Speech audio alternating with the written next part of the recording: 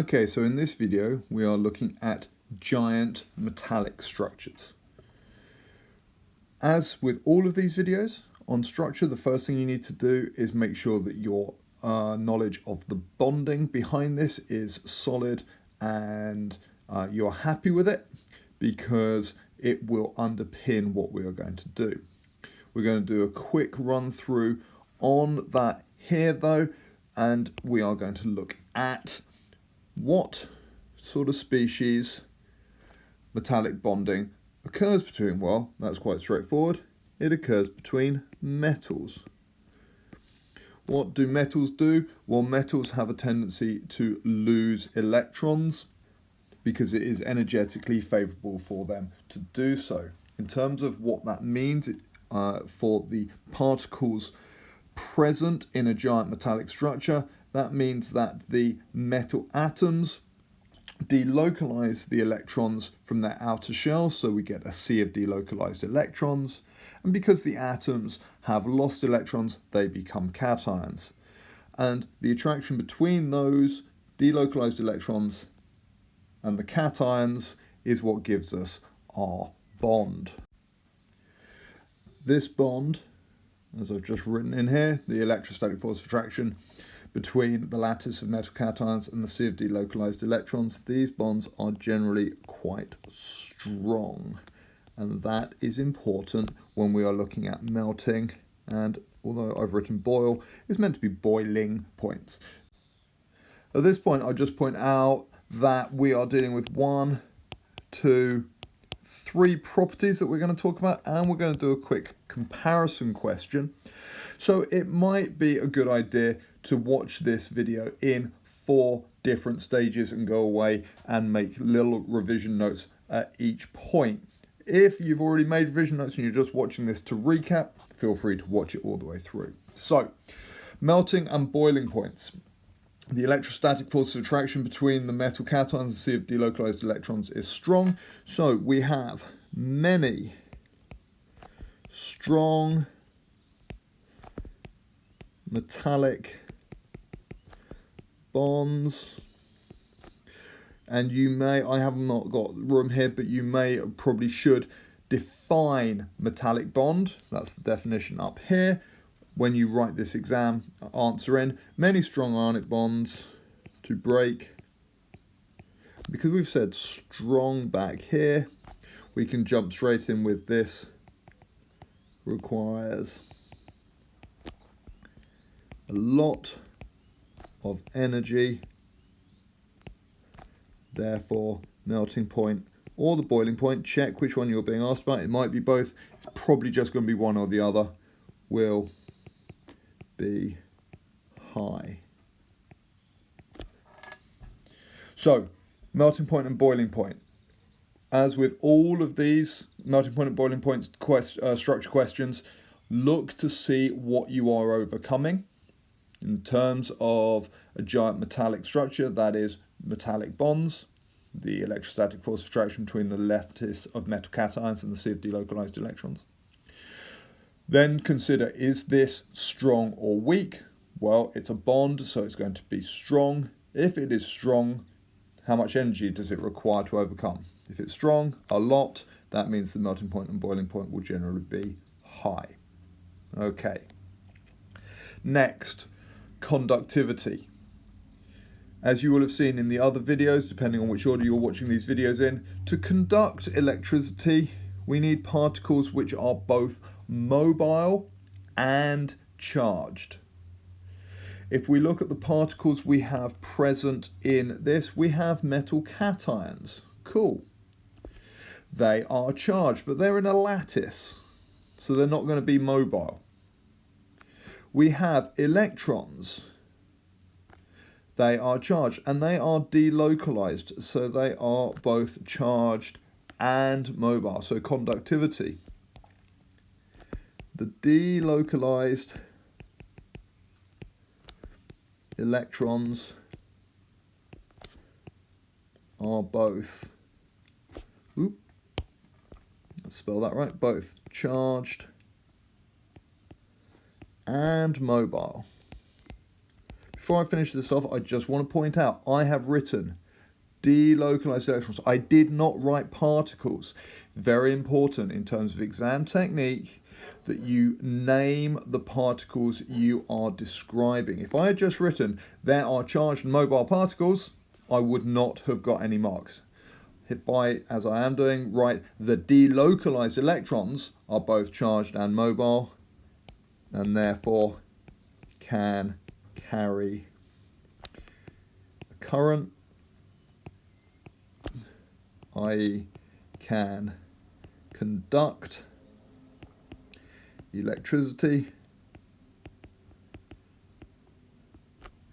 then I will get the marks. I must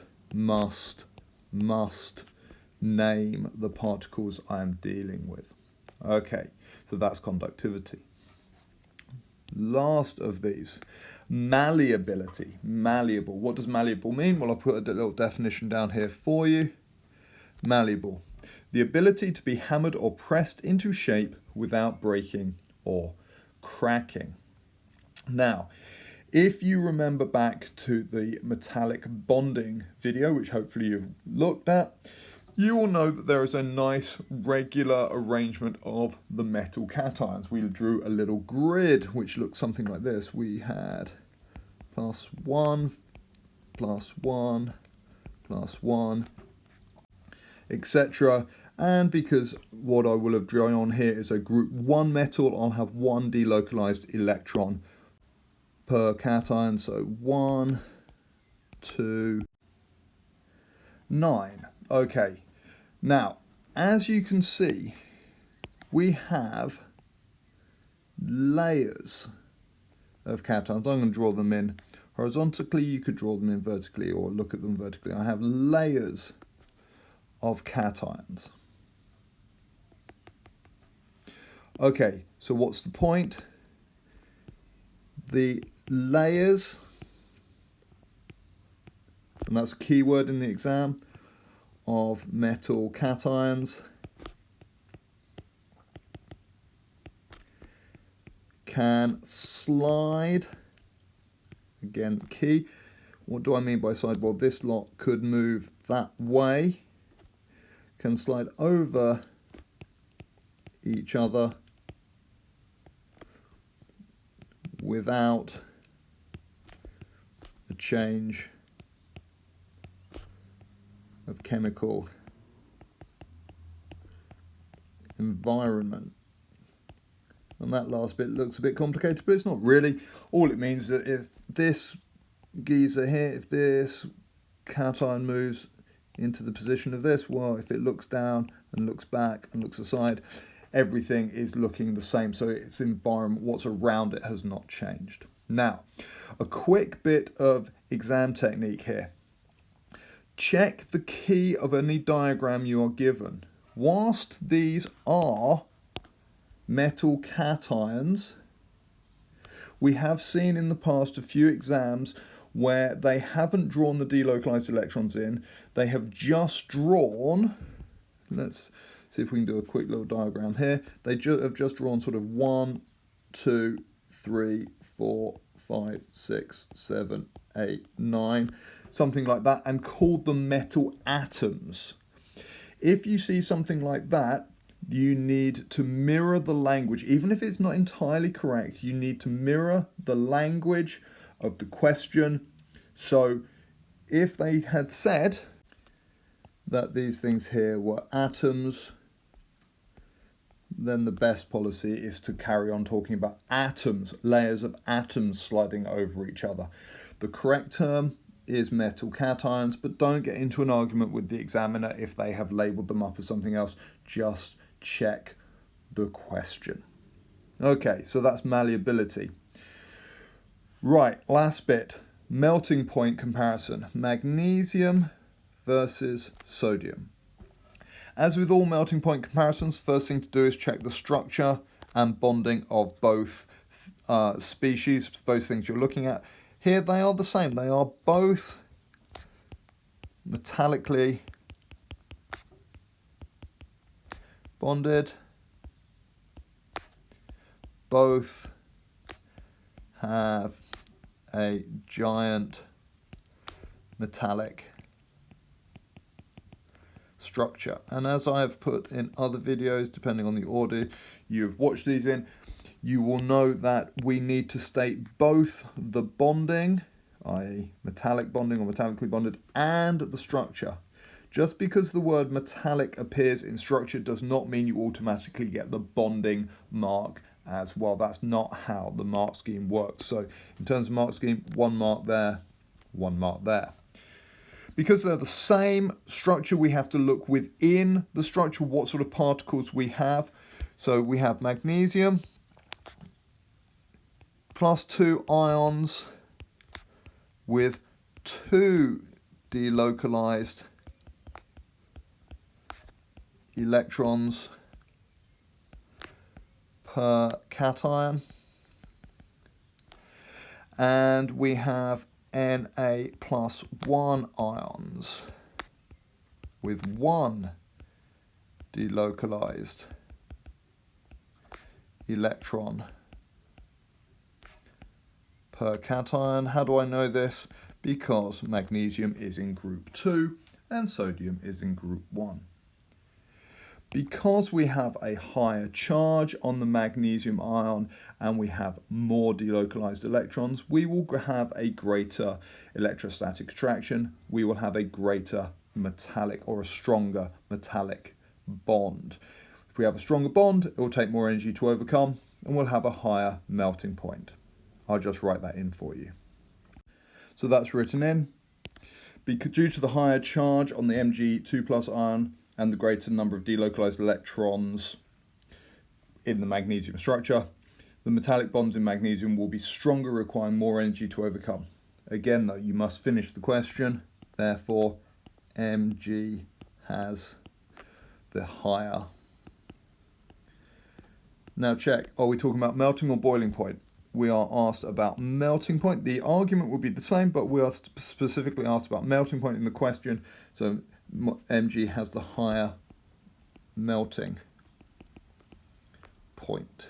And again, as I said in other videos, this sort of question is probably about 5 marks, so it is worth getting your head round. And we need all of it, all of this,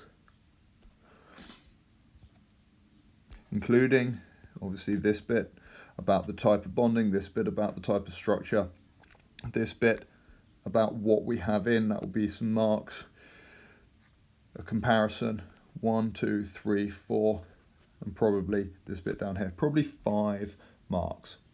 Now, it doesn't turn up very often, but since we probably have a minute left on what I want to put on this video, it's worth talking about. You could also be asked about the conductivity of magnesium versus sodium. And again, we go, okay, they're both metallically bonded, they both have a giant metallic structure, they both have delocalized electrons, which are mobile and charged. Which is going to have the better conductivity? Magnesium. Why? Because it has more delocalized electrons. It's the same sort of structure, same sort of structure. It's the same sort of layout in the question. What sort of bonding? What sort of structure? What is the difference? Both metallically bonded, both giant metallic structures. Magnesium will have more delocalized electrons, so therefore it would conduct better. Okay, as with all of these videos, go away, break this down, watch it in parts if you wish to again, make your own notes, do some practice questions, and once you're happy with it, move on to something else.